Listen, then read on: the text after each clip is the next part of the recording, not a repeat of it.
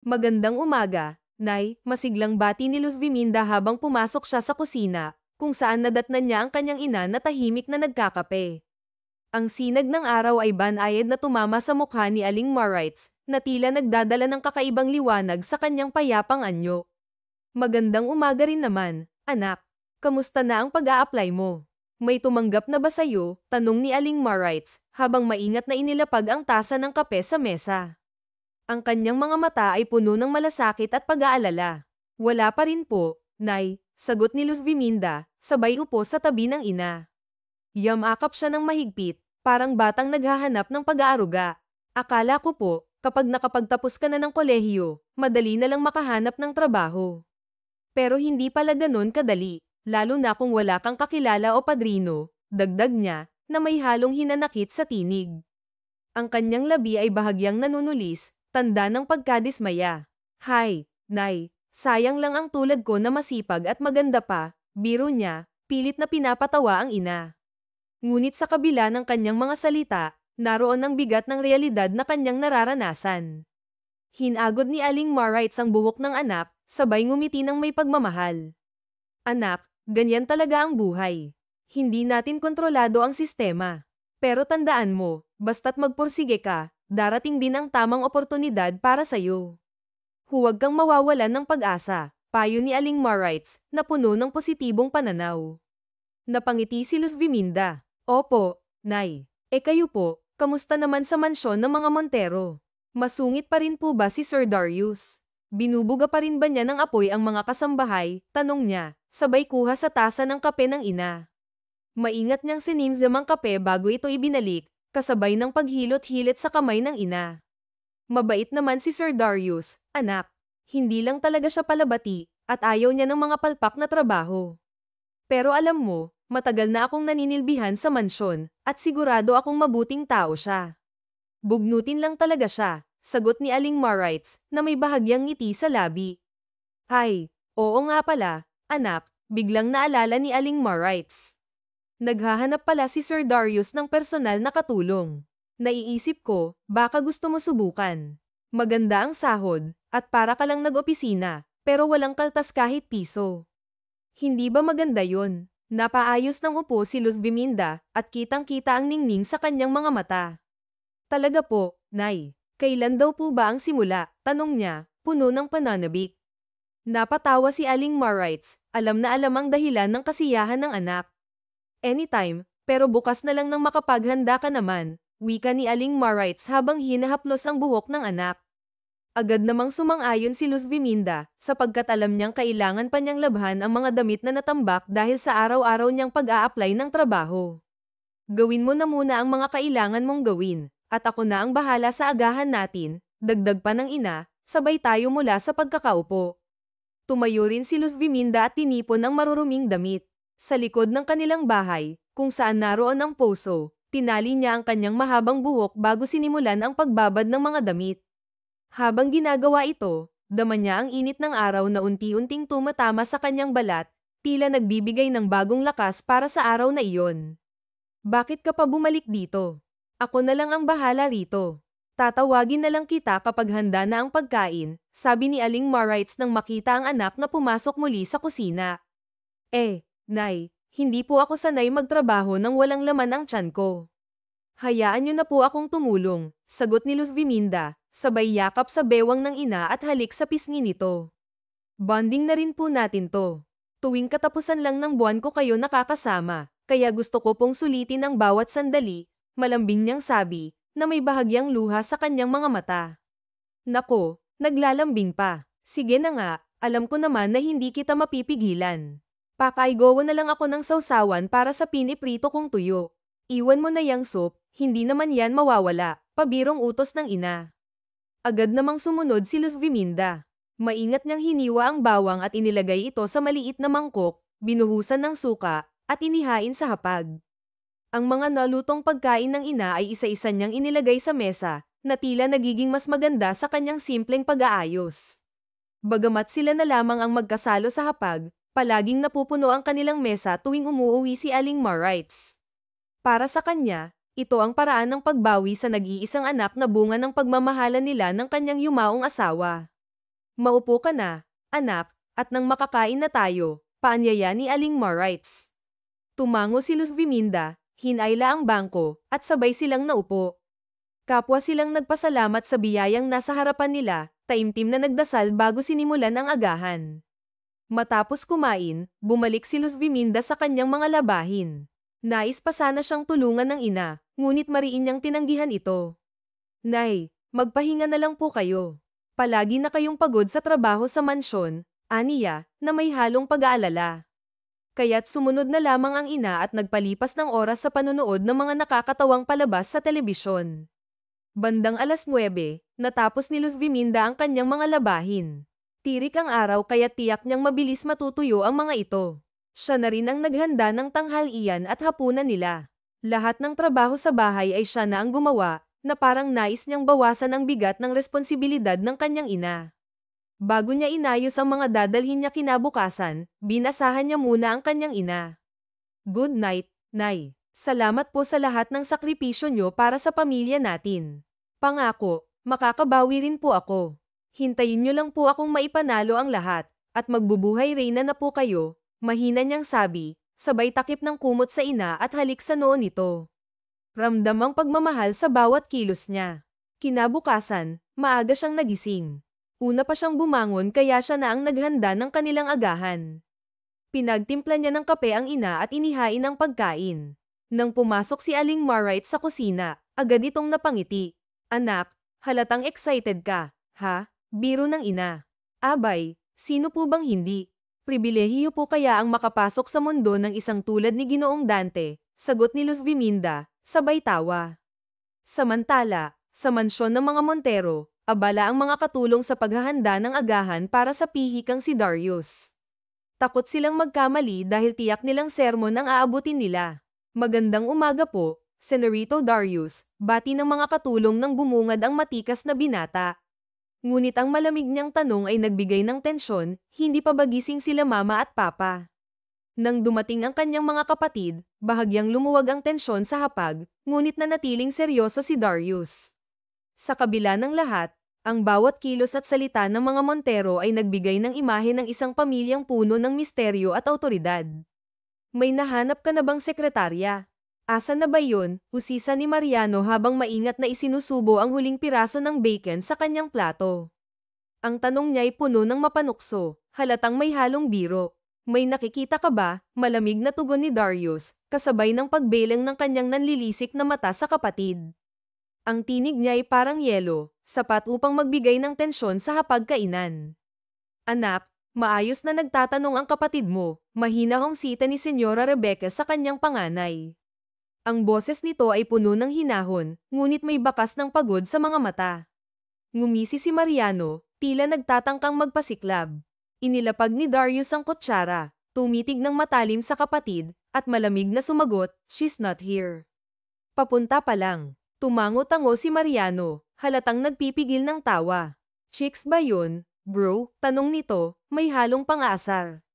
Mariano, sita ng ginang, ang boses nito'y biglang tumingkad. Alam niyang ang anak na ito ang pinakamahilig sa babae, at madalas ay nagpapalit ng nobya na parang nag-aalis lang ng lumang damit. Wala pang babaeng nakapagpatino sa kanya, at mukhang malabo pa itong mangyari. "What? Nagtatanong lang naman ako dito sa pinakatanyag ninyong panganay. May mali po ba doon, ha, mama?" Sagot ni Mariano, sabay siko kay Achilles na nasa tabi niya, tila humihingi ng suporta. Ngunit si Achilles, na mas tahimik at mas maingat, ay sinenyasan itong tumigil na. Alam niyang ang bawat biro ay maaaring magpasiklab ng galit kay Darius. Halatang nagpipigil si Darius. Hindi na may pinta ang mukha nito, habang si Senyor Rafael, ang kanilang ama, ay tahimik ngunit halatang nagpipigil din ng galit. Ang tensyon sa hapagkainan ay lumalalim. Okay, mali na naman ako kahit nagtatanong lang naman, ani Mariano, sabay iling at ngiti na tila may halong pangungutya. Tinapak niya si Achilles, pahiwatig na hindi siya ang sisira sa tahimik nilang almusal. Napabuntong hininga si Darius. Nawalan na ako ng gana. "I'm done," sabi niya habang pinupunasan ang kanyang bibig ng panyo. Tumayo siya ng maayos at magalang na nagpaalam, "Excuse me." Tahimik siyang umalis, iniwan ang mag-asawang magulang na parehong tila nawalan ng pag-asa. Kailan ba ulit tayo magkakaroon ng tahimik na almusal? Yung walang pikanan, tanong ni Senyor Rafael, na may halong inis at pagod. Ikaw naman kasi, Mariano. Puro ka nalang kalokohan, nang uusig na sabi ng senyor habang tumitig sa anak. Kasalanan ko na naman, sagot ni Mariano, ngunit sa pagkakataong ito, nawala na ang mapaglarong ngiti sa kanyang labi. Tumayo siya ng walang palem at iniwan din ang hapag. Kumain na lang po tayo, ani Achilles, sinubukang ibalik ang katahimikan habang ginagap ang kamay ng kanyang ina. Nginitian niya ito ng matamis, pilit binibigyan ng ginhawa ang nalulungkot na ginang. Kailan ba talaga magkakaayos ang kapatid mong iyon? Na ang dahil lamang sa isang babae ay nasira ang magandang samahan nilang magkapatid, malungkot na sabi ni Senyora Rebecca. Hinagod na lamang ito ng kanyang asawa sa likod habang tahimik nilang ipinagpatuloy ang almusal. Pagdating ng mag-ina sa mansyon. Bandang 4:00 ng hapon, dumating sa mansyon ang mag-inang Luz Viminda at Aling Marites. Ang mansyon ay tila mas tahimik kaysa dati, ngunit ang mga katulong ay agad na sumalubong sa kanila. Nay Aling Marites, buti naman po't nandito na kayo, masiglang bati ni Ligaya, kasabay ng 3 pang kasamahan nito. Ang kanilang mga ngiti ay tila nagbibigay liwanag sa malawak na bulwagan ng mansyon. Pinagkukuha na rin nila ang mga dala ng mag-ina, mga gamit, pasalubong, at iba pang mga bagay na tila naglalaman ng kwento ng kanilang maikling paglalakbay. Mukhang marami na naman kayong dala, ha? Nangingiting sabi ni Ligaya habang tinutulungan si Luz Viminda. 2 araw lang po kayong nawala pero parang 1 buwan mahigit yung paakit, dagdag pa nito, na may halong biro. Grabe si Senorito Darius, Abay, bumahing lang nung tumambay sa library, na pagbintangan na kaming hindi naglilinis ng maayos. Sisisihin ba naman kami dahil lang sa pagbahing niya? Ang unreasonable niyang amo. Kahit pa siyang pinakagwapo sa 3 magkakapatid, nakakainis pa rin siya, litanya ni Ligaya, sabay kurot sa braso ni Luz Viminda. Natawa na lamang si Luz Viminda matapos marinig ang mga sinabi ni Ligaya, na mas matanda lamang sa kanya ng 1 taon. Hindi pa kayo nasanay sa amo nating yan, ha? Sagot niya, sabay tingin sa paligid ng mansyon. Ay, siya nga pala, asan sila senyor at senyora? Tanong niya, halatang nagtataka sa katahimikan ng paligid. Kanina pang umalis, isinama ni Senorito Achilles. Nagkaroon na naman kasi ng tensyon sa pagitan ng magkapatid, sagot ni Ligaya, na may halong pag-aalala sa tinig. Hay, ewan ko ba naman sa 2 yun. Matagal na namang tapos ang pangyayaring iyon. Kapwa silang hindi pinili nung babae. Ano ba naman yung tanggapin na lang na parehas silang talunan? Dinaig pa nila ang mga bata, malalim na buntong hininga ni Aling Marites habang inaalis ang alikabok sa ibabaw ng mesa. Ang kanyang tinig ay may halong inis at panghihinayang, tila ba hindi pa rin niya matanggap ang ugali ng magkapatid. Nay Aling Marites, baka humay makarinig sa atin. Nako, malalagot tayo, kabadong paalala ni Nanita, ang pinakabata at pinakamasunurin sa mga kasambahay ng mga Montero. Ang kanyang mga mata ay mabilis na laming-galinga, tila ba naghahanap ng mga nakatagong kamera o tainga sa paligid. Ay, oo nga pala. May mga kamera dito, natampal ni Aling Marites ang sariling bibig, ang kanyang mga matay nanlaki sa pagsisisi. Nako, baka mapag-alitan tayo ni Senorito Darius. O siya, marami pa akong gagawin. Pakisamahan na lang si Luz Viminda, itong anak ko, sa magiging kwarto niya, ha? Doon sa malapit sa kwarto ni Senorito Darius, utos ni Aling Marites habang mabilis na iniayos ang kanyang apron, tila ba nagmamadali. Dinala nga si Luz Viminda sa kwarto na itinuro ng kanyang ina. Ang silid ay maluwang, may mga kurtinang kulay gering na sumasayaw sa ihip ng hangin mula sa malaking bintana. Wala ka pa namang ibang gagawin sa ngayon kaya makakapagpahinga ka pa kahit papaano. Hihintayin mo na lang na tumunog yung intercom kung may kailangan ang magiging alaga mo. Kailangan alerto ka sa pagsagot para hindi ka matusta kapag binugahan ka ng apoy, biro ni Ligaya habang pinapakita ang mga sulok ng kwarto. Napangiti si Luz Viminda, ngunit halata sa kanyang mga mata ang kaba. Hindi naman siguro ganun kasama ang ugali niya, sagot niya, pilit na binibigyan ng lakas ng loob ang sarili. Jesus, parang hindi ko alam na may gusto ka kay Senorito Darius kaya todo tanggol ka sa kanya, tudyo ni Ligaya, sabay kindat sa dalaga. Halata ka masyado, Dagdag pa nito, na nagdulot ng pamumula sa pisngi ni Luz Viminda. Napakamot na lamang siya sa batok, tila ba nahuli sa akto. Ang cute ng pagkaka-interior nitong kwarto. Ang aliwalas tingnan, namamanghang inilibot ni Luz Viminda ang kanyang tingin sa paligid ng silid. Ang bawat detalye ay tila ba isinadya upang magbigay ng ginhawa at katahimikan. Akman niyang ididikit ang pangupo sa malambot na sofa nang biglang tumunog ang intercom sa ibabaw ng mesa. Ay Diyos ko, nakakagulat naman ang tunog ng intercom nila. Makabasag eardrum sa lakas, bulalas niya, sabay hawak sa dibdib na tila ba tumitibok ng mabilis. Kinalma niya ang sarili bago sinagot ang tawag. Ngunit halos mabingi siya sa lakas ng boses ni Darius mula sa kabilang linya. Senorito naman. Ang sakit sa tenga, reklamo niya habang ibinabalik ang telepono sa tenga. What did you just say? Malamig at maangas na tanong ni Darius na nagpatayo ng balahibo niya. Nako, namali lang po siguro kayo ng rinig. Ano nga pong kailangan nyo? Sagot ni Luz Viminda, pilit na nilalabanan ng kaba. Get in here. Are you deaf? Tanong ng binata, puno ng inis. Ay hindi ho, malakas lang pong pandinig ko, sagot niya. Pilit na pinapakalma ang sarili. Nawala ang linya ng binata. Napabuntong hininga na lamang siya bago tumayo at nagtungo sa kabilang kwarto. Senorito, nandito na ho ako, sabi niya habang 3 beses na kumatok sa pintuan. Binuksan ito ng binata, at ang kanyang gwapong mukha ay tila ba nagdilim sa galit. Good afternoon, Senorito Darius, sinubukan niyang ngumiti, ngunit hindi niya magawa dahil sa malamig na titig ng binata.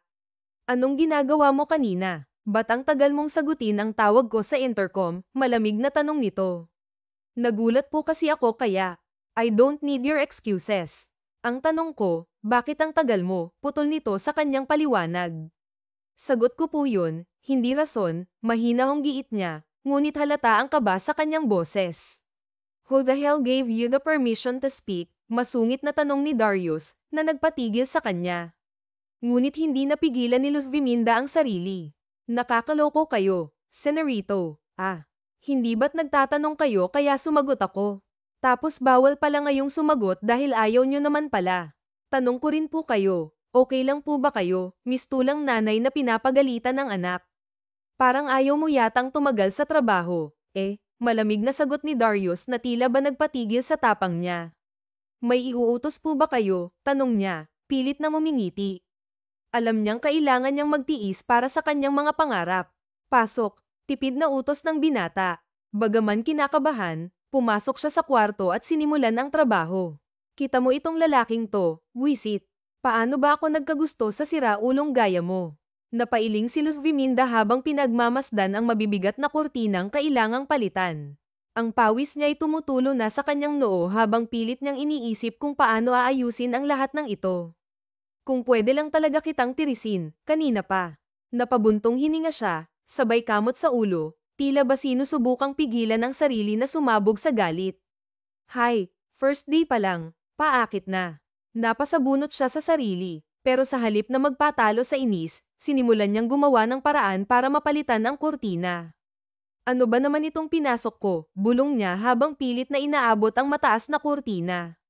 Sa bawat hakbang, nararamdaman niya ang bigat ng trabaho, ngunit wala siyang magawa kundi tiisin ito. Habang abala siya sa paglalaba sa likod ng mansyon, lumapit si Mariano na may dala pang ngiti sa labi. Miss, may washing machine naman dito. Bakit minamano-mano mo ang paglalaba? Tanong nito, halatang nagtataka. Napalingon si Luz Viminda, at sa kanyang pagod na anyo, hindi niya maiwasang mapansin ang butil-butil na pawis sa kanyang noo. Ikaw pala yan, Senorito Mariano, sagot niya, pilit na ngumingiti kahit ramdam ang pagod. Hay nako, yung kuya niyo kasi. Si Kuya Darius, tanong ni Mariano, sabay taas ng kilay. Ano na naman ang ginawa niya? Malinis naman ang mga gamit, pinalabhan pa. Parang trip lang niya akong pahirapan, sagot ni Luz Viminda habang pinupunasan ang pawis sa noo. Napansin niyang nakatitig si Mariano sa kanya, kaya't agad niyang tinanong, may dumi po ba ako sa mukha, Senyorito? Napakurap si Mariano at napakamot sa batok, tila nahuli sa akto. Wala naman. Ang laki lang kasi ng pinagbago mo mula nang dumating ka rito, sabi nito, sabay ngiti. Mukha ka pang manang dati. Ay grabe naman kayo, Senyorito, ismed ni Luz Viminda, pero hindi niya mapigil ang mapangiti. Kumain ka na ba? Tanong ni Mariano, ngunit bago pa siya makasagot, dumagundong ang boses ni Darius mula sa loob ng mansyon. Ano na naman kaya ang problema ng isang to? Kabadong tanong ni Luz Viminda sa sarili. Bago pa siya makagalaw, humarang si Mariano sa harap niya, tila ba handang protektahan siya mula sa galit ng nakatatandang kapatid. Anong ginagawa mo? Malamig na tanong ni Darius, na may halong awtoridad sa boses. Ang kanyang mga mata ay nanlilisik habang nakatitig kay Mariano. Ikaw ang dapat kong tanungin. Anong ginagawa mo? Balik tanong ni Mariano, hindi man lang natinag sa presensya ng kapatid. Tabi ka, mariing utos ni Darius, ngunit ngumisi lamang si Mariano, tila ba naghahamon. Anong gagawin mo kapag hindi ako sumunod, kuya? Tanong nito, puno ng sarkasmo. Sa isang iglap, tumama ang kamao ni Darius sa panga ni Mariano. Ay Diyos ko, bulalas ni Luz Viminda habang agad na ay nalalayan si Mariano na nawalan ng balanse. Ayos ka lang ba, senyorito? Tanong niya, puno ng pag-aalala. Napansin niyang may dugo na sa ibabang labi nito. Baliw ka na ba? Walang ginagawa sa'yo yung tao. Nanununtok ka na lang bigla, asep ni Luz Viminda kay Darius. Ngunit bago pa siya makapagsalita pa, marahan siyang inilayo nito mula kay Mariano. Sa akin ka susunod, hindi sa kanya. Pumasok ka na sa loob, mariing utos ni Darius, na may halong banta sa boses. Ramdam ni Luz Viminda ang higpit ng hawak nito sa kanyang braso, kaya't halos maiyak siya sa takot. Hindi mo ako magagawang paatrasin, Darius, seryosong sabi ni Mariano habang pinupunasan ang dugo sa kanyang labi. Hindi mo gugustuhing maging kaaway ako, dagdag pa nito, na may halong babala. Matatakot na ba ako? Ha, kuya, balik ni Mariano, puno ng sarkasmo. Sa sobrang galit, mabilis na binunot ni Darius ang baril mula sa tagiliran nito. Ah, mama ko, sigaw ni Luz Viminda habang natakpan ang tenga nang umalingaw-ngaw ang putok ng baril. Diyos mio, aatakihin ako sa puso sa inyo, mangiyak-ngiyak niyang sabi. Laking pasasalamat niya nang makaiwas si Mariano sa mga bala. Ngunit nagulantang ang lahat nang lumabas si Senyor Rafael, ang kanilang ama. Anong nangyayari dito? Galit na tanong nito, habang ang kanyang mga matay nagpalipat-lipat sa dalawang anak. Kung magpapatayan kayo, huwag nyo nang gawin dito sa pamamahay ko. Hindi nyo ba naisip ang mama nyo? Maayos namin kayong pinalaki, pero bakit ganito kayo? Galit na sermon ni Rafael bago kinuha ang baril mula kay Darius. Matapos ang sermon ng kanilang ama, binalingan ni Darius si Luz Viminda. Pumasok ka na sa loob, mariing utos nito. Sa takot, agad siyang sumunod, hindi na tumingin pa sa dalawang lalaki. Pagpasok sa kanyang silid, halos mangiyak-ngiyak siyang nagsumbong sa kanyang ina. Nay, parang hindi ko na kayang tagalan ang trabaho ko dito, sabi niya habang nanginginig pa ang tuhod. Kung gusto mo nang umalis, anak, sabihin mo lang, sagot ni Aling Marites habang hinahaplos ang likod ng anak, halatang naaawa sa kalagayan nito. Pero sayang naman po yung 100K na hindi ko pa nga nahahawakan, mabilis niyang sabi nang maalalang sobrang laki nga pala ng buwan ng sahod niya. At ni piso doon ay hindi niya pa nahahawakan, kaya't hindi pwedeng umalis siya kaagad. Ayaw niyang umuwi ng butas ang bulsa. Oh, edi tiisin mo na lang muna yung magkapatid na parang mga leon at tigre, sabat ni Ligaya. Or kaya, paibigin mo, saad ni Nanita. Kaya't naibay lang nilang tingin dito. Bakit? Opinyon ko lang naman, paliwanag nito. May point itong bunso nating kasama. I try mo, Eliz, pagsang-ayon ni Ligaya. Nako, tigilan nyo yan ha. Marami silang kaaway sa negosyo, baka mamaya madamay lang ang anak ko, saway ni Nay Aling Marites. Pero si Eliz ay napaisip ng husto sa sinabi ni Nanita. Tama, paiibigin kong amo kong yan nang bumait, anang kanyang isipan. Excited tuloy siyang natulog. Kinabukasan, inunahan ni Eliz ang mga kasama sa paghahanda ng agahan para hindi na siya makipagsiksikan pa. Alam niya kasing maaga ang pasok ni Darius sa sarili nitong kumpanya, kaya mas inagan niya ang gising. Sanay si Darius sa kanin, kaya't nagsaing na muna siya bago gawin ang ulam. Nagtimpla na rin siya ng purong kape. At nang matapos ang hinahanda niyang agahan, dinala niya iyon sa taas kung saan ang kwarto ng binata. Bahagyang nakabukas ang pinto ng datnan niya, kaya't hindi na siya kumatok. Lagaslas ng tubig ang una niyang narinig pagpasok sa loob. Senyorito, nandito na po yung agahan niyo, imporma niya. Sinadya niya pang lakasan ang boses upang marinig kaagad ng binata. Pero wala siyang narinig na sagot mula dito, kaya't hinayaan niya na lang at ipinatong na lang sa center table ang dalang agahan. Masyado pang maaga, saad ni Darius matapos ng maligo. Dahan-dahan pa ang ginawang paglingon ni Elias, dala ng kabang ngayon nagpapahina na naman sa kanyang tuhod. Sunod-sunod na lamang siyang napalunok nang bumungad sa mga mata niya ang perpektong hulma ng binatang minsan niya nang hinangaan. Alam ko kasing maaga kang papasok, kaya mas inagan ko, aniya. Laking pasasalamat niya na hindi siya nauutal. PayPal pa kasi ang plano niyang paibigin ito kung uutal-yutal siya na para bang laging takot. Masyado yang marami. Hindi ko mauubos yan, masungit nitong sabi. Tinalikuran siya nito at parang hangin lang siyang dinaan-daanan habang naghahanda sa pagpasok sa trabaho. Oh, edi tutulungan ko kayong maubos, question niya. Tamad lang siyang sinulyapan ni Darius bago sumagot. Bahala ka. Napapalakpak si Elias dahil hindi ito tumanggi. Naiiling tuloy si Darius na panaka-naka ang ginagawang pagsulyap sa dalaga. Nakakapanibago ang siglang ipinapakita nito. Panay din itong ngiti na ikinaiiritan niyang minsan. Pwede itik mo ang bibig mo.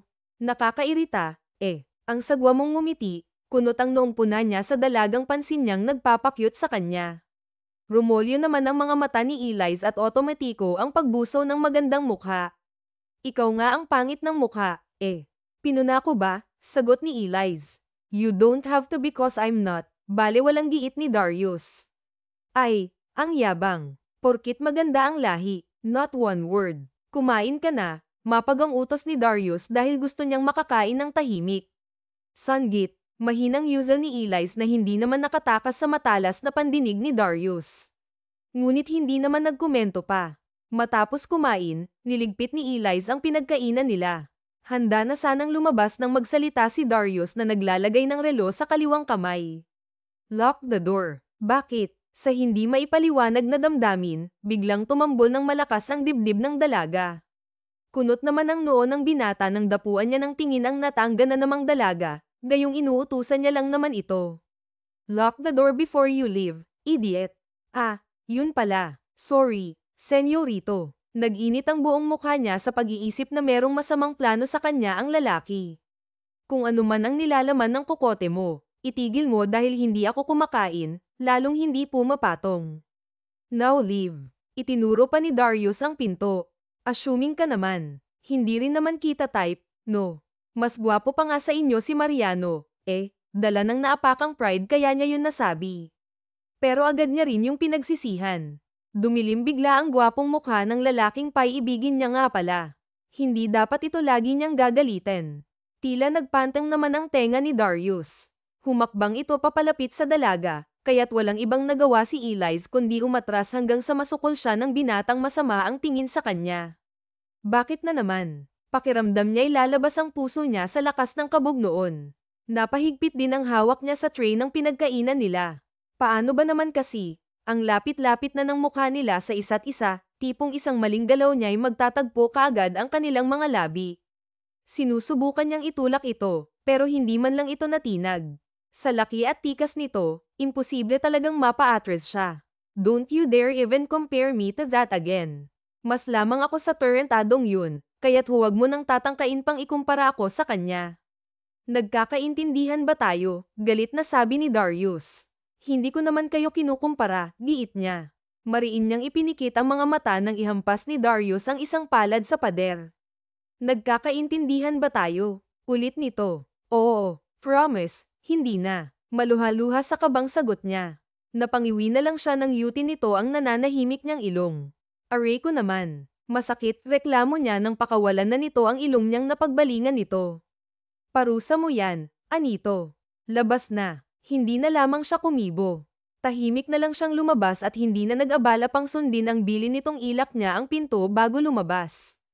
Oh, napaano ka't panay ang himas mo dyan sa ilong mo? Tak ang tanong ni Ligaya nang saktong lumingon ito sa kanya pagkalagay niya ng tray sa lababo. Wala, huwag mo na lang intindihin. Si nanay nga pala, nasaan? Tanong niya't hinayla ang isang silya, tsaka doon prenteng umupo. Maagang namalengke kasama si Nanita. Bakit nga pala ang aga mo? Paggising namin, wala ka na sa higaan mo. Usisan nito tsaka ibinalik ang atensyon sa hinahandang agahan. Kasi, alam ko na yung schedule nung bagnuting alaga ko, sagot niya. Ang laki naman ng inaalagaan mo. Natatawang Anes ni Ligaya, kaya't maging siya'y natawa na lang din. Nako, sinabi mo pa. Mamaya nga, gagawa ulit ako ng pagkain niya. Tinatanggap ko kasi ng buo yung hamon mo na paibigin ang bakulaw na yun. Sasarapan ko ulit yung ihahanda ko. Baka madala sa pagkain, malay mo naman, bumait. Anes niyang ikinatuwa naman ni Ligaya. Nag-appear pa ang dalawa at naglatag ng magiging pusta sakaling magtagumpay si Eliz sa planong mapaibig ang panganay ng mga Montero. Para ba kay Darius sa mga iyan, iya? Agad na naibelang ni Eliz ang tingin sa ginang. Hinahanda niya na kasi ang pananghali ang dadalhin kay Darius, kaya hindi niya namalayan ang paglapit sa kanya ng Seniora. Opo, sinubrahan ko naman po yung niluto kong Bicol Express para po matikman niyo rin po yung special dish ko. Ganun ba? Matamis itong ngumiti sa kanya bago abutin ang isa niyang palad. Alam kong hindi madali ang hihilingin ko sa'yo, iya, pero sana pagbigyan mo. Ano po yun? Patinuin mo ang anak ko, diretsahan nitong sabi. Seniora, hindi ko alam kung magagawa ko po yan. Bugnutin at pikan pa naman po yung anak niyong panganay. Parang gusto lagi ng gulo, Tsaka hindi po ba parang suntok sa buwan ang gusto niyo? Napapakamot ulo niyang sabi. Napangiti tuloy si Rebecca, dala ng pagkagiliw sa kanya. Noon pa man ay gusto na ni Rebecca ang dalaga. Mabait kasi ito at mapagmahal sa magulang, plus point na lang ang gandang taglay ni Eliz. Hindi naman to libre, iya. Babayaran kita ng doble pa sa sahod sa'yo ng Senyorito Darius mo, basta pagbigyan mo lang ako, naglalambing nitong pilit sa kanya. Seniora, hindi daw po siya papatol sa hipon. NGWI giit niyang nagpagulat dito. Sa ganda mong yan, nagawa kang ikumpara ng anak ko sa isang hipon. Hindi makapaniwalang sambit nito. Tumango naman siya bilang sagot. Opo, walang tabas dila ni Senyorito Darius, aniya. Pero susubukan ko po, sayang din kasi. Nahihiya siyang ngumiti, samantalang ang ginang ay tuwang-tuwa sa pagpayag niya. Nako, salamat iya. Sumabay ka na lamang kay Achilles nang hindi ka maliga sa pagpunta mo doon ha. Aalis din kasi ang bunso kong iyon, kaya sa kanya nakita ipasabi, anito. O sige po, binitbit niya ang pinaglagyan ng pagkain, tsaka lumabas na't hinintay na lamang na sumunod si Achilles. Mukhang sobra yang dala mo para kay kuya, puna kaagad ni Achilles nang makalabas. Plano kong patabain yung kuya mo, balik biro ni Eliz. Pumasok na siya sa loob ng sasakyan matapos siyang pagbuksan ni Achilles ng pinto. Sa magkakapatid, ito ang kaiderin niya. Parehas silang 25, pero mas matured siyang mag-isip kumpara dito na may pagkaisip bata sa bakang katawan. Mo, hindi yun tataba nito, pero kung ako, malaki ang posibilidad. Komandat ito sa kanya at matamis na ngumiti. Namukhang hirapan niya ito at mahinang binatukan. Sadista ka pa rin talaga, reklamo nito, nahirapan niya lang ulit. Magmaneho ka na nga, kunyari strict ang utos niyang mabilis naman itong sinunod. Sa kabilang banda, panay ang hilit ni Darius sa sentido habang isa-isang tinitingnan ang mga papel. Hindi niya kasi nagugustuhan ang presentasyong ipinaliliwanag ng sinasabing pinakamagaling na architect ng departamento ng mga ito. Nasabi pang magaling, ngunit hindi naman magawang kunin ang kiliti ng mga mata niya. May problema po ba, sir? Kabadong tanong ng babaeng napilitan lang na mag-present ng gawa dahil ayaw ng mga coworkers nito. Ang rason ay takot na masinghal o, worse, ay tanggalin sa trabaho ni Darius. Walang pinagkaiba ang mga disenyong yan sa mga lumalabas na designs ng building ngayon dito sa Pinas. Ang sabi ko, yung walang magiging katulad. I need a unique design, hindi ang basurang gaya nito. Itinapon niya ang mga papel dala ng inis at pagkadismaya. Sir, magpe-present po ulit ako ng babagang maganda. Yutal nitong sabi habang isa-isang pinupulot ang nagkalat na papel. No, pack your things. You're fired. Itinuro niya ang pinto na nagpangilin sa luha ng babaeng arkitekto. Sir, please. Kailangan ko po ang trabahong to. Ako lang ang inaasahan ng mga kapatid ko, Hindi po ako pwedeng masisante. Pinagkiskis nitong pinagdikit ang mga palad, at doon mismo sa harap niya ay lumuhod ito. Iyon ang aktong nabungaran ni Eliz. Hala, ba't ka nakaluhod dyan, miss? Mabilis niyang ipinatong sa nakitang lamesa ang dala at dinaluhan ang babae. Get the hell out of here, Eliz, dumagundong na naman ang nakakatakot na boses ni Darius. Pero hindi doon nagpatinag ang dalaga. Ayoko, hindi ako aalis. Ba't naman kailangan mong gawin to sa mga empleyado mo? Lahat na lang, dinadaan mo sa init ng ulo, eh. Pinantayan niya ang tinging ipinupukol sa kanya ng binata. Hindi niya rito ipinapakita ang takot na palaging bumabalot sa buong sistema niya sa tuwing ganito ito. Sige na, miss. Ako na bahala rito. Hindi ka mawawalan ng trabaho. Hinagod niya ang likod ng babae. Ay nalalayan niya rin itong tumayo't inihatid pa sa labas. Ay, putya. Nasapo niya na lamang ang dibdib nang sa paglingon niya ay balto ng galit na si Darius ang bumungad agad sa kanya. Nanggugulat naman po kayo, eh. Paimpol siyang umatras palayo dito, ngunit napaigtad na lamang siya nang hapitin siya nito sa bewang at idikit ng husto sa matigas nitong katawan. Alam mo ba kung anong ginagawa mo?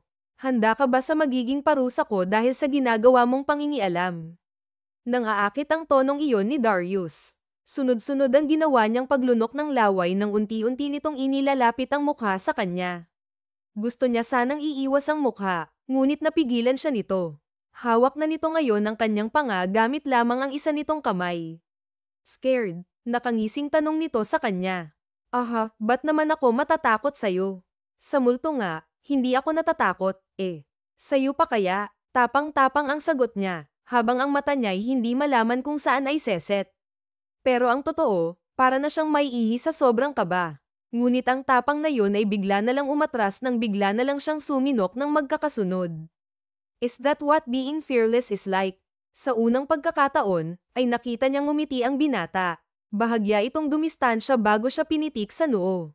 Pinakawalan na rin siya nito at ibinaling ang tingin sa dala niyang nilagay niya sa center table na naruroon. Ano ba yang dala mo? Brusco nitong tanong sa kanya. Pagkain, malamang, nasinok na sagot niya.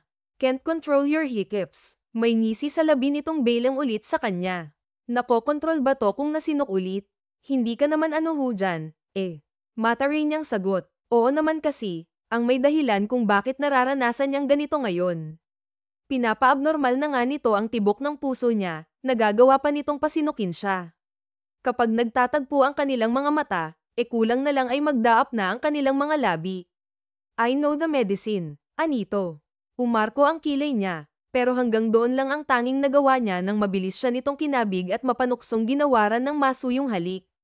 Habang kaya pa niyang kontrolin ang sariling emosyon ay pilit niya itong tinutulak. Ito kasi ang dapat paiibigin niya, hindi siya. Tipong hirap na siyang umahan pa. Nagmistulang gutom na sanggol ang lalaki, habang ang dalagay hindi alam ang gagawin.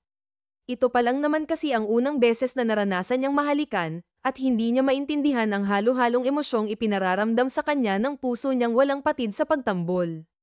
Marahang pinadaos-dos ni Darius ang hinlalaki sa labi ng dalaga matapos niya itong pakawalan.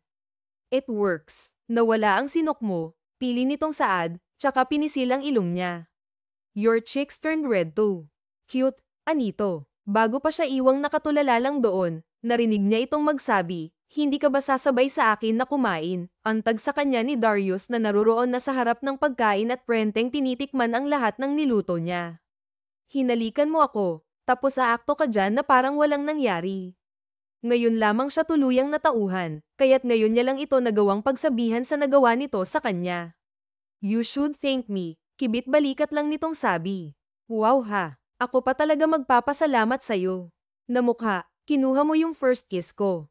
Palatak niya rito. And so, big deal ba? Kunot noong sagot nito. Tanong nito sa kanya, abay loko to ah. Syempre no. Lumapit siya rito't kinuha ang dalang pagkain para dito, dala ng magkahalong iritasyon at pagkadismaya. Parang wala lang kasi dito, palibhas ay marami ng babae ang dumating sa buhay nito, kaya simpleng bagay na lang para dito ang pagkuha sa una niyang halik. Hey, napasigaw si Darius, napapatayo tuloy nang wala sa oras. Give it back, kung hindi ikaw mismo kakainin ko rito, dito mismo, banta nitong mabilis na umepekto sa kanya. Good girl. Nasisiyahang Anito matapos niyang ibalik ang kinuha. Tinapak pa nito ang katabing upuan. Sit here, Mahina ang maon nito sa kanya. Nakyutan ka na siguro sa akin, kahit na apektado pa rin sa halik na pinagsaluhan nila kanina. Ay, umakto siya ng normal. Mukhang nasa 1/4 na kasi siya ng planong mapaibig at mapatino ito. Maybe, casual lang nitong sabi na nagbigay init sa magkabilaan niyang pisngi. You're blushing again, ngising honest nito. Nakapan niya ang pisngi at agad na nag-iwas ng tingin. Mainit dito, giit niya. Talaga ba? Natatawang sabi nito. Kapag Kay ay tumango-tango, tinapak muli nito ang katabing upuan, kaya't umupo na lamang siya doon. Bakit nga pala umiiyak yung babae kanina?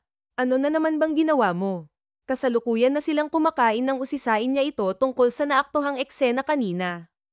Her work is trash, tipid lang ang sagot ni Darius. Grabe ka naman. Lahat ng trabaho pinaghihirapan, kaya huwag namang magsalita ng masama sa kapwa. I don't need your opinion, hirap na sabi ni Darius. Kita mo to, nagsusungit na naman.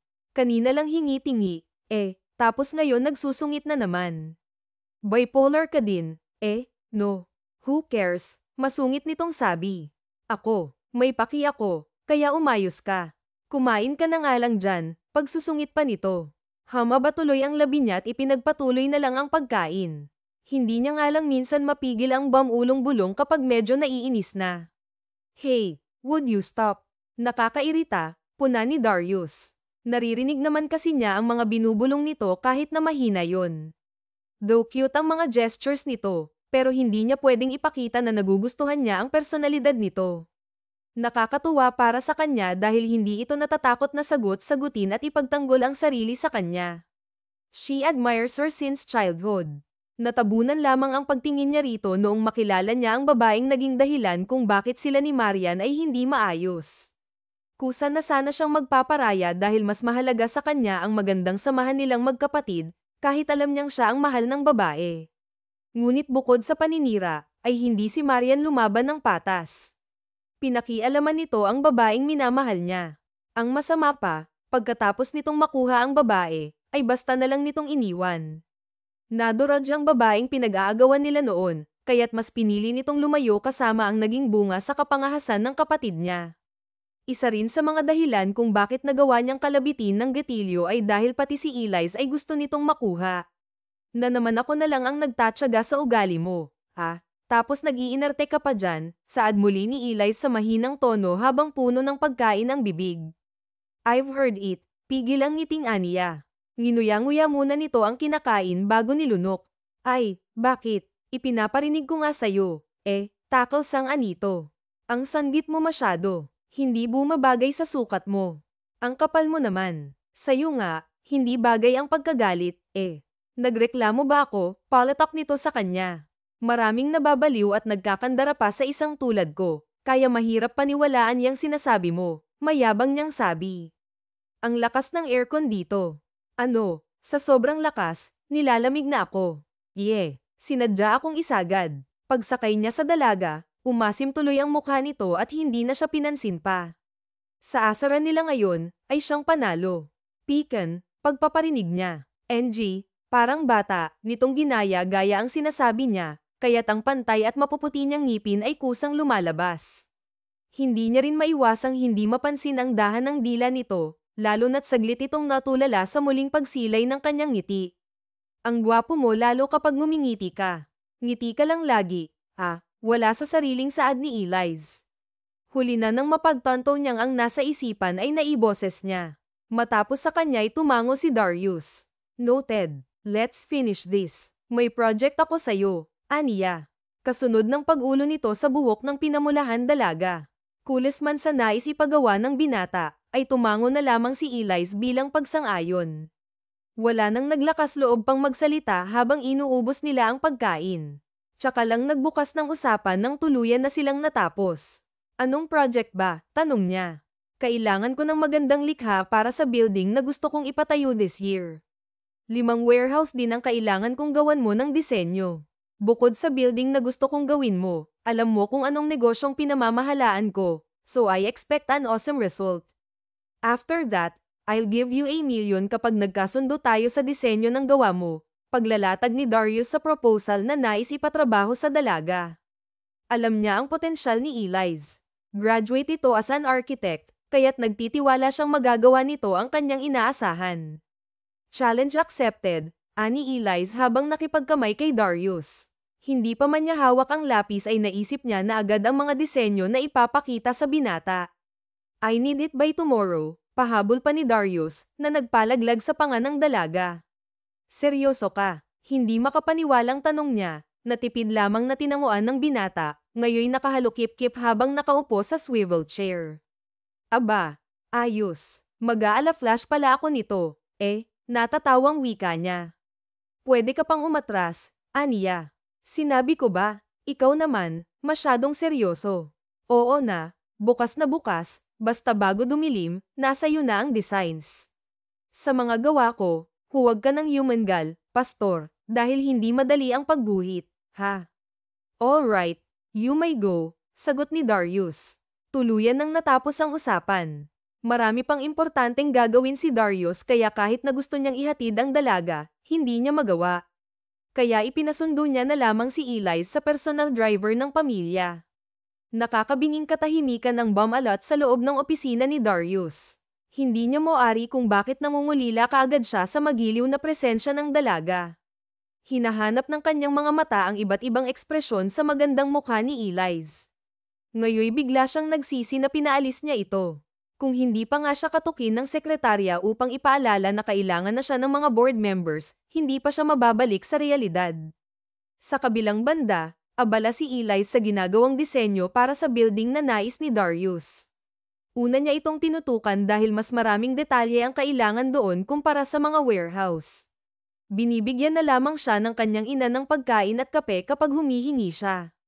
Hay, natapos din. Iniinit niya ang nangalay na kamay at ini-stretch ang katawan. Literal na napagod siya sa trabahong ginawa. Madaling araw na rin nang matapos niya ang pinagagawa sa kanya ni Darius. Laking pasasalamat niya na natapos niya iyon. Makakapagpahinga pa siya ng maayos dahil binilinan na ni Darius ang kanyang ina na huwag na siyang maghahanda ng agahan dahil sa labas na lamang sila kakain. Itinabi niya muna ang mga natapos na trabaho bago tuluyang mahiga sa kama. Hindi naman naging maramo ang antok sa kanya, lalo't pagod ang katawan niya. 8:00 na rin ng umaga nang magising siya. Nataranta pa siya dahil nakakahiyang tinanghali siya ng gising. Oh, Iya, ba't nagmamadali ka? Tanong ni Rebecca. Nakasalubong niya sa hagdan paakyat habang siya'y pababa. Tinanghali na po kasi ako ng gising. Hindi po ako nakatulong sa mga gawain dito ngayong umaga, nahihiyang paliwanag niya. Bahagya tuloy natawa si Rebecca. Ano ka ba, Iya? Ayos lang yun. Nasabi na sa amin ni Darius na hayaan ka lang dahil may ipinagagawa siya sa'yo. Siya nga pala, natapos mo na ba? Opo, 3:00 ng madaling araw ko rin pong natapos, kaya hindi ko po napigil ang tanghaliin ng bangon. Ang sipag-sipag mo naman, Iya. Huwag lang aabusuhin ang katawan, ha? Marahang hinagod nito ang kanyang buhok. Opo, salamat po sa concern, Seniora. Ano ka ba? Tita na lang, huwag ng Seniora. Sige po, tita, nahihiyang pagsunod niya sa nais nito. Tita, si Senorito Darius po ba? Umalis na? Tanong niya. Sumili naman tuloy ang pilyang ngiti sa labi ng ginang. Oo, Iya, kanina pa. Palagi namang maaga ang anak kong yun kapag papasok sa kumpanya. Nakakatuwa nga kanina, dahil walang bangayang nangyari. Abay, hinayaan lang ni Darius ang kapatid niyang paring G mukhang tumalab ang gayuma ng isang Eliz Tuazon, natatawang anito. Nako, hindi naman po, kamot ulong tanggi niya, pero mukhang hindi sa kanya naniwala ang ginang. O siya, kumain ka na muna doon sa baba. Hayaan mo nang gawin ng mga kasama mo ang gawain dito. Puntahan mo na lamang ang anak ko pagkatapos mong mag-agahan. Tiyak ko, matutuwa yun. Isang tapik sa braso ang iniwan nito sa kanya bago magpaalam. Parang imposible namang mapatino ko yun ng ganun kadali, kumbinsi niya sa sarili. Nagkibit-balikat na lamang siya bago naglakad patungo sa kusina. Oh, anak, tulala ka yata, tanong ng kanyang ina. Kasalukuyan na siyang kumakain nang lapitan siya nito. Sa kakaisip niya sa nangyari sa kanila ni Darius kahapon, ay hindi niya namalayang napapatulala na pala siya habang kumakain. Wala po, Nay. Tungkol ba ito kay Senorito Darius, anak? Tumabi sa kanya ang ina't masuyong hinagod siya sa likod. Nay, hindi naman ho. Marami lang po akong gustong mangyari sa buhay ko. Gusto ko po kayong bigyan ng magandang buhay, tulad ng ginagawa nyo sa akin. Ayoko pong habang buhay na lang kayong magtatrabaho. Hay nako, ang anak ko talaga. Hindi ko naman kailangan ng mga iyan, anak. Makita lang kitang masaya at successful sa buhay mo, masaya na ako. At higit sa lahat, mas ikaliligaya ng puso ko kapag nakita kitang kasamaang lalaking makakasama mo hanggang sa dulo. Lalaking iingatan at tatratuhan ka na parang isang reyna, tulad ng tatay mo. Huwag mo ay pressure ang sarili mo, anak. Palagi mong tatandaan na nandito lang si nanay lagi para sa'yo. Mahal kita palagi. Nay naman, pinaiiyak mo ako, Aga-aga, ang drama natin. Parang batang pinawi niya ang luha, kasunod ng pagyakap niya sa ina, na siyang dahilan kung bakit kahit na sa sobrang hirap harapin ang bawat bukas na may hamon, ay kinakaya niya para dito. Matapos ang drama, nagkatawanan silang mag-ina dala ng mga corny ngunit nakakatawang biro ni Eliz. Pasado 9:00 nang matapos siya sa paglilinis ng sarili. Kinatok pa siya ni Rebecca upang abutan ng dress na nais nitong isuot niya papunta sa opisina ni Darius. Ang dahilan, gusto nitong magningning sa labis na pagkamangha ang panganay na anak. Ayaw man sanang tanggapin ni Eliz, wala naman siyang nagawa nang ipilit iyon sa kanya ng ginang, kasama pa nito ang asawa. Kaya talagang wala siyang nagawa. Ang ganda-ganda mo talaga, Iya. Bagay na bagay ka sa anak ko. Sana nga talaga magkatuluyan kayo, anang ginang matapos niyang maisuot ang eleganteng dress na ibinigay nito. Lumitaw ang magandang hubog ng kanyang katawan, pati na ang pantay na kulay ng kanyang balat. Salamat po, nahihiya niyang sabi habang nakakamot ng batok. Parang biglang tumalon ang puso niya nang marinig ang mga salitang hindi niya inaasahang maririnig mula sa ginang. Si Mang Kanor na lamang ang maghahatid sa'yo, Iya. Dahil si Ailes may ipapanalo pang kaso sa korte ngayon. Maaga ring umalis ang batang yun, anang senior na nasa gilid ng asawa. Sige po, salamat po. Pakiramdam niya'y ang taba-taba ng puso niya sa sobrang bait ng mag-asawa. Sige na, Iya, naghihintay na sa'yo si Mang Kanor sa labas, anang ginang, na agad naman niyang tinanguan. Nagpaalam na rin siya agad sa mga ito, hawak ang mga designs na ginawa niya kagabi. Hindi niya moari kung para saan ang kabang nagpapahina ngayon sa tuhod niya. Bakit ba ako kinakabahan? Si Darius lang naman yun, mahinang sambit niya. Ano nga si Darius lang? 1 taon yun at ubod pa ng gwapo, matalino, macho, mayaman, at maraming alam sa buhay, mabilis na kontra ng isipan niya. Inalag-alog niya na lang ang ulo at tuluyang kinalma ang sarili. Oh, Eliz. Saglit na natigilan si Mariano, nakasalukuyang papasok ng mansyon. Mukhang may pinuntahan ito dahil sa ayos ng suot nitong damit. You're so damn hot, sambit nito. Pero imbis na matuwa, naiilang siya doon, lalo na sa uri ng tingin na ibinibigay nito. Para kasi siya nitong hinuhubaran. Saan ka ba pupunta? Ihahatid na kita, malambing na presente nito. Ay, nako, hindi na, senyorito. Salamat na lang po. Mabilis niyang tanggi. Ikaw naman, para namang hindi tayo naging close noong mga bata pa tayo. Sige na, ihahatid na kita. Saan ba, pag pumilit pa nito? Senyorito, huwag pong makulit. Huwag na po, seryosong saad niya, na ikinatawa nito ng pagak. Alam ko na. Kay Darius ka pupunta, tumanggo-tango pa ito. Swerte niya naman. Pinaghahandaan ang isang binibining gaya mo. Ingat ka lang, ha? Masamang tao ang kapatid kong yun, Wala siyang sinasanto. Hindi siya ganun, mabilis niyang putol dito. Ngumisi ito at tumawa pang muli. Ganun ba? Oh, sige, ingat ka na lang. Dama po ang palad nito sa kanyang braso at may diing pinadaos-dos ang palad doon. Nagbigay ito ng kilabot sa kanya. Marahas niyang binawi ang kamay at walang palom na iniwan ito. Sapo ang dibdib, pumasok siya sa loob ng sasakyan. Dama niya kasi ang mga matang nakasunod sa kanya bago pa man siya makapasok. Oh, ayos ka lang ba, Eliz? Parang namumutla ka, puna ng driver nang mapansin siya nito. Opo, Tara na po, aniya rito, pilit na itinatago ang takot na bumalat sa kanya. Hindi na nagusisa pa ang may edad na driver ng pamilya. Ilang minuto pa, tuluyang narating ni Eliz ang kumpanya ni Darius. Kilala naman na siya doon ng mga empleyado kaya hindi na naging mahirap ang pagpunta niya sa chairman's office. Excuse me, Senyorito Darius, 3 beses niyang kinatok ang pinto ng opisina upang ipaalam na naroroon na siya. Come in, baritonong utos sa kanya ng binatang nasa loob. Nagpakawala muna siya ng hangin bago pumasok. Abala si Darius sa mga papel. Nagangat lamang ito ng tingin nang huminto na siya sa tapat ng lamesa nito. Dala ko na yung ipinagawa mo, nakagat niya na lang ang labi ng mautal. Sino ba naman kasing hindi mapapakali kung makatingin si Darius ay para bang nakakita ito ng Diyosa. Ayaw niya mang isipin iyon, pero yun kasi ang nakikita niya sa mga mata ng binata. Tumikim ito, marahil napagtanto na napako ang mga mata nito sa kanya. Umupo ka, alok nito, na agad niyang sinunod. Ibinigay niya na rito ang envelope na pinaglalagyan niya ng kanyang mga disenyo. Naupo si Eliz, kita ang nasisiyahang impresyon sa gwapong mukha ni Darius habang isa-isang tinitingnan ang ginawa ng dalaga. Hindi nga siya nabigo at nadismaya sa talento nito. Naglahad si Darius ng kamay sa harap ng dalaga. Propesyonal ang kanyang kilos dahil oras pa rin ang trabaho. Well done. Anong gusto mo, sa pera, cash o check? Siguro sa bangko na lang, tanong nito.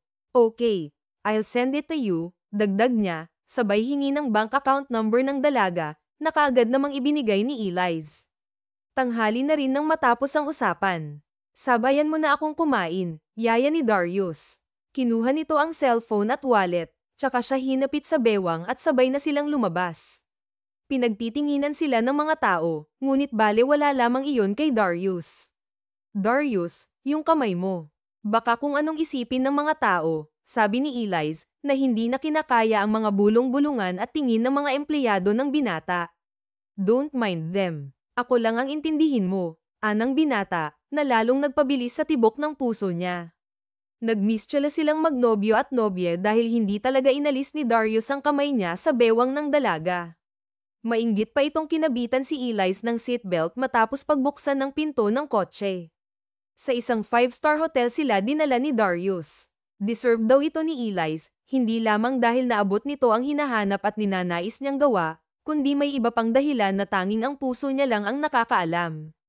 Wala naman sigurong masama kung pagbibigyan ko ulit ang sarili kong sumaya, naisip ni Eliz.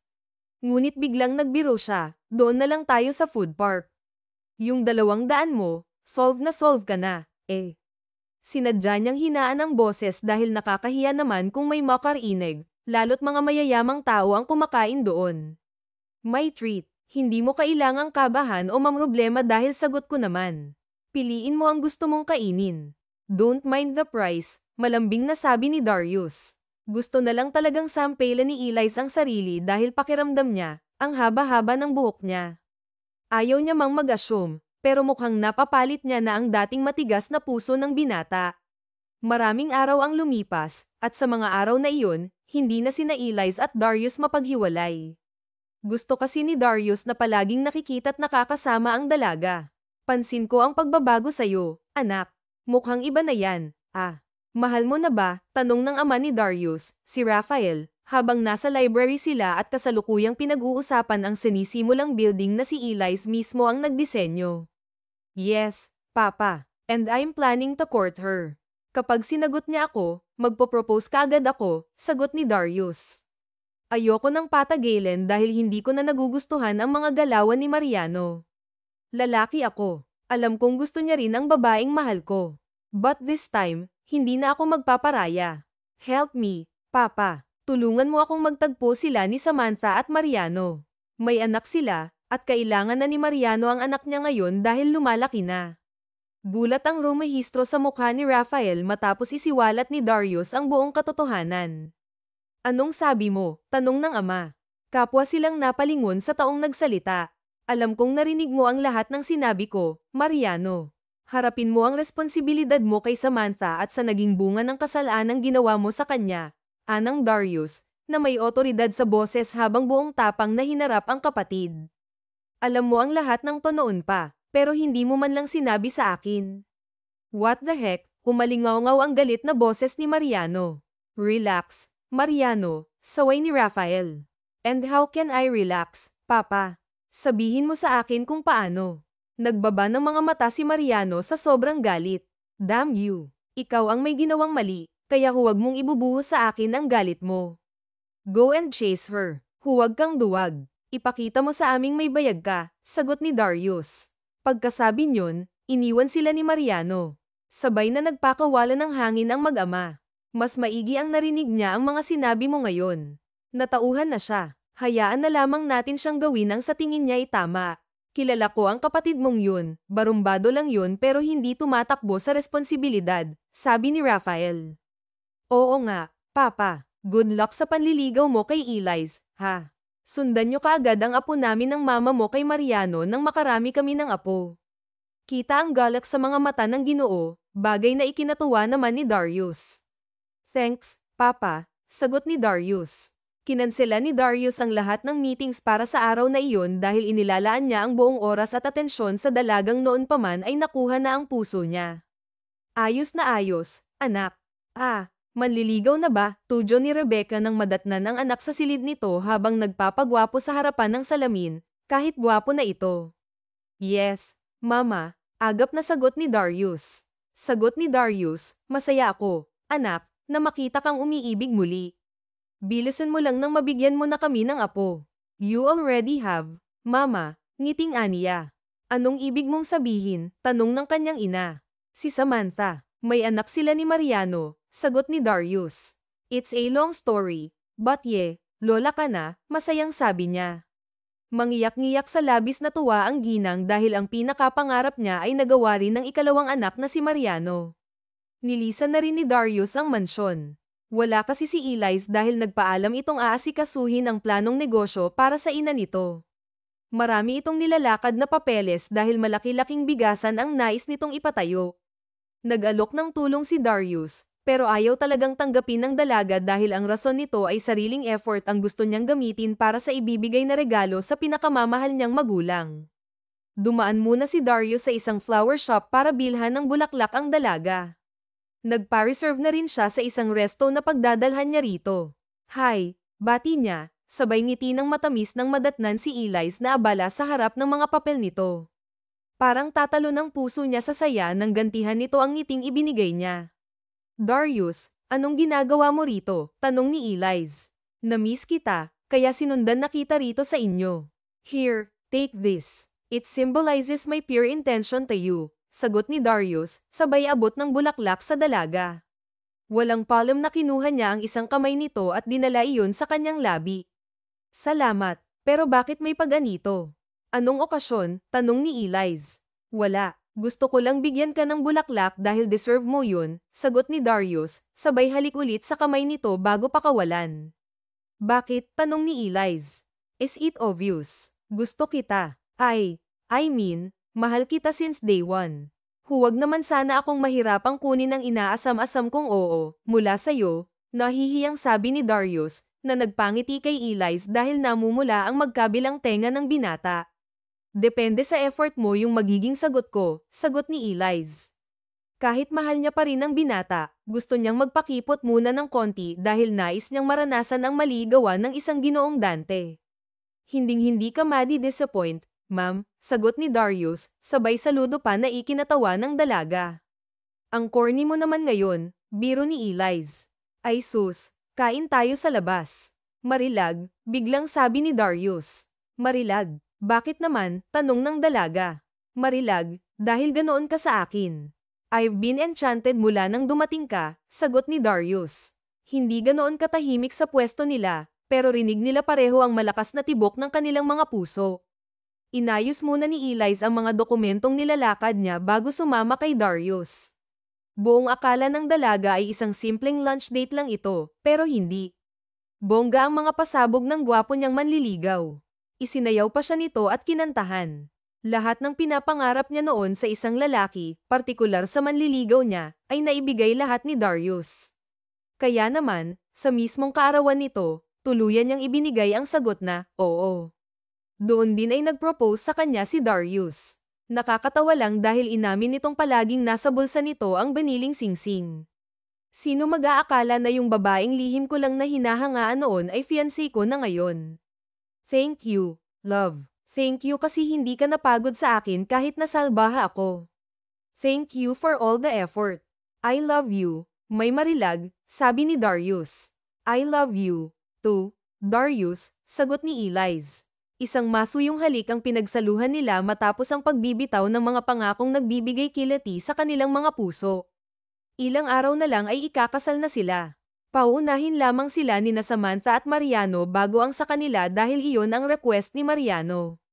Pinagbigyan na nila dahil baka magtampo pa. Ang halik na kanilang pinagsaluhan ay nasundan ng mga maiinit na haplos. Kapwa na silang nadadarang sa init ng kanilang mga katawan kaya tuluyan nilang nadama ang wagas na pag-ibig sa isa't isa. Puno ng pagmamahal, isinuko ni Eliz ang dangal sa mapapangasawa. Hindi naglaon ay ikinasal sila at biniyayaan ng kambal. Hindi naging madali ang panganganak ni Eliz kaya hindi na sumubok pang bumuo ulit si Darius sa sinapupunan ng asawa. Ayaw niya nang manganib muli ang buhay ng babaeng pinakamamahal niya kaya't sapat na sa kanya ang kambal nilang anak. Pinuno nila ng pagmamahal ang kanilang pamilya, pinalaking may respeto at higit sa lahat, may takot sa Diyos. Wakas.